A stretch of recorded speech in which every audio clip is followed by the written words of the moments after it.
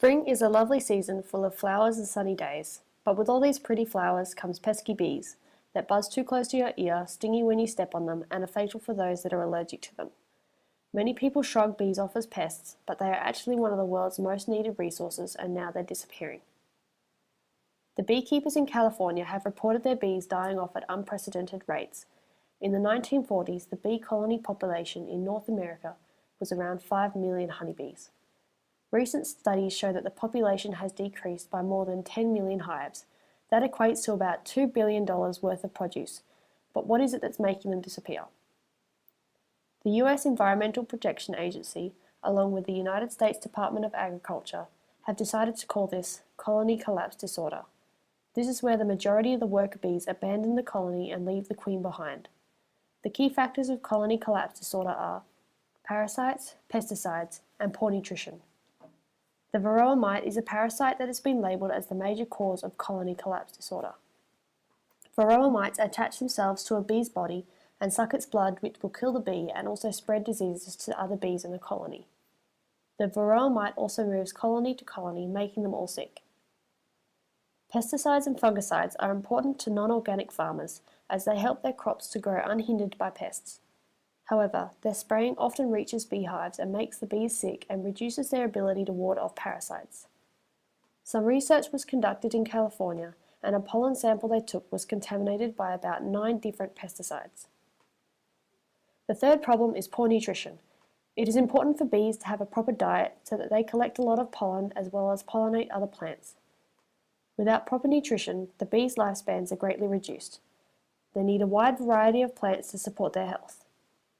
Because of the loss of a lot of the world's plant life and greenery, bees are suffering from a restricted diet. Many countries worldwide are affected by colony collapse disorder. In these countries, there have been so many reports of bees flying off to do their collection and simply not returning home. And in other cases, the honeybees will just die in the hive. Bee researchers first reported the disappearances in the 1990s. However, no one really paid much attention to it until the spring of 2013. During the winter season in 2015, beekeepers recorded massive losses in their hives, and this is where the real research began, and the colony collapse disorder was discovered. Bees are very important in our world. They collect pollen, help flowers reproduce, and make great honey for us to enjoy. Honeybees in California are responsible for pollinating $30 billion worth of crops in the US. Worldwide, 90% of plants and crops need bees' pollination to be able to be used commercially. Honeybees have actually been added to the endangered list as of the 1st of October 2016. So what will happen if they do become extinct? A world without honeybees to pollinate our crops would mean a world without the food we need to survive. Whole Foods Market in America, to raise awareness of the bee disappearances, temporarily removed all food items that had anything to do with honeybee pollination.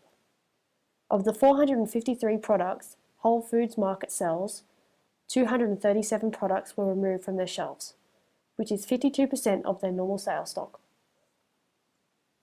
It's about time this decline of bee population was slowed down and we put an end to colony collapse disorder. But how do we do this? Other than quitting your job to become a beekeeper, you can simply just make the world a better place for bees to live and pollinate in. A way to do this is to make your backyard a bee-friendly garden.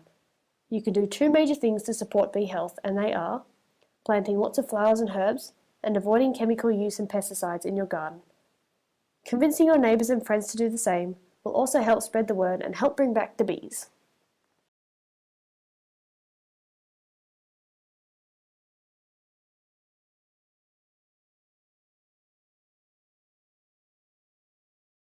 Created using Powtoon.